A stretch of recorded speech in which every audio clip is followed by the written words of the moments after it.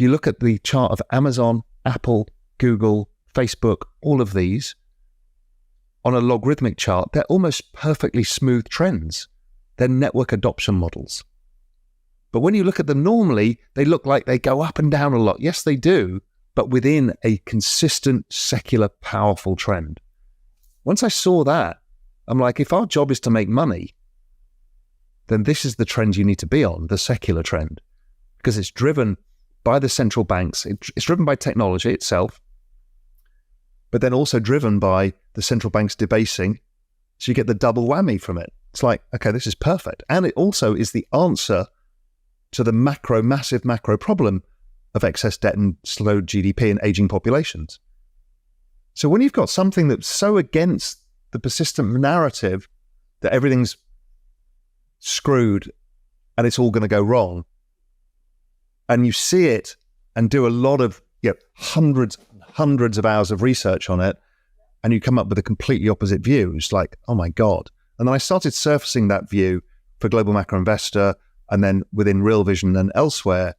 And it was like a light bulb moment for people. They're like, oh my God, I suddenly now understand why things are happening as they are, why technology stocks keep outperforming, why crypto keeps going up. Excess manipulation of money blows up the entire system. And that's a lot of people hold that view, that you end up with a hyperinflation or something of that sort, a total economic collapse.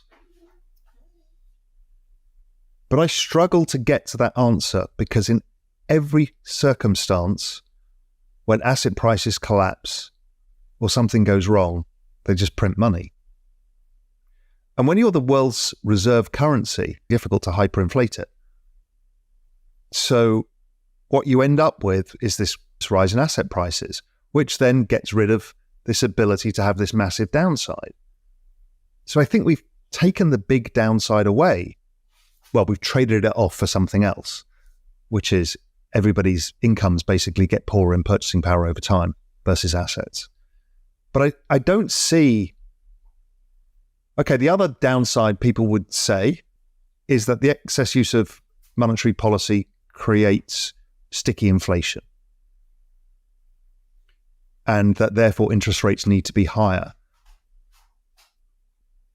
I started to look at all assets versus each other to say, if you're going to take risk, where do you take it? And everything was inferior to crypto. And I'm like, it becomes very difficult. If you look at it, the best performing asset for 3 years out of 4, every single year since 2009 has been crypto. And then there's 1 year, which is a bad down year, and then it continues. And the down year, it's the worst performing asset. But over time, it's compounded higher than any single asset class we've ever seen in history. So if that's the case, every other trade-off is suboptimal. Now, I can take that risk because I have income and I've got, assets. So I can take big risk because I think this is the biggest macro setup of all time. So I'll take that risk. But for other people, you can express some of these views without taking as much risk. If you believe in the debasement of currency, yes, you can use gold, but gold hasn't offset it very well.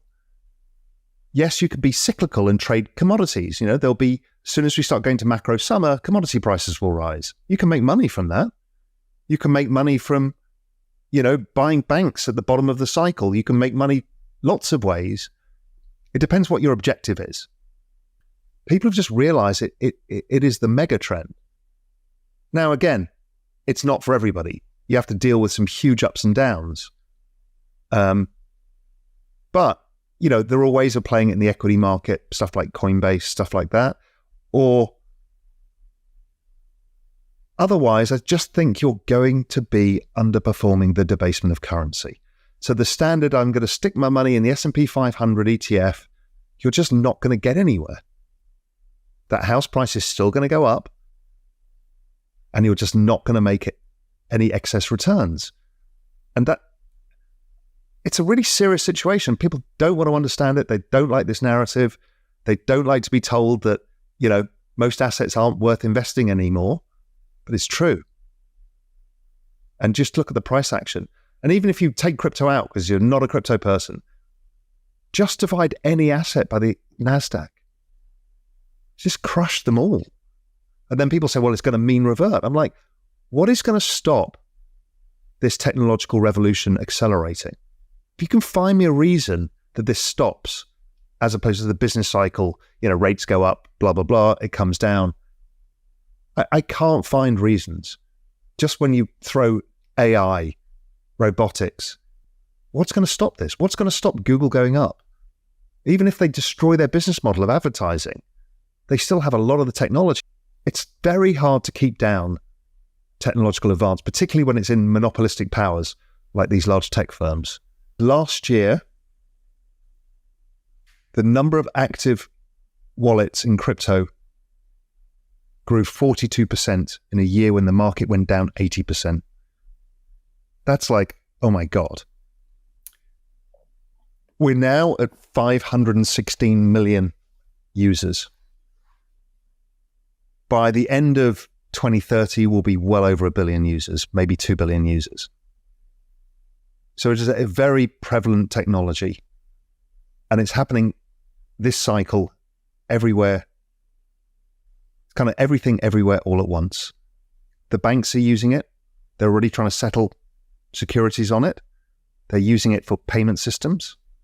We're seeing Visa using it for payment systems. We're seeing mega brands like Mercedes-Benz or Starbucks using Web3 NFTs. We're seeing Hermes, LVMH as a broader company adopting this. We are seeing the ongoing adoption globally of cryptocurrency as an investment vehicle. We're seeing the institutions investing in it. It's the down cycle where you add that makes you all the money. So I spent all of last year buying Solana, Ethereum into the massive sell-offs, because then you compound much faster. So you should be embracing the volatility if you've got a long-term view. If your view is 1 year, 1 year, 3 years, 3 months, it's much harder to deal with. It's so volatile. But when you just zoom out, so it's a psychology change of understanding long time horizons. And I've found that long time horizons are a superpower. Most people can't do it. Markets don't like rates going from 0 to 5.5% in record time. But even if rates stay at 5% for the next 10 years, it's not going to stop people buying technology stocks. Why? Because their ROI is much higher than 5%, so nobody cares. And most of those technology stocks don't have debt, so they have cash. And their cash on their balance sheet is going up at 5.5% a year because they're putting it into bonds. So it's this compounding effect for these companies that is so powerful, it's difficult to change.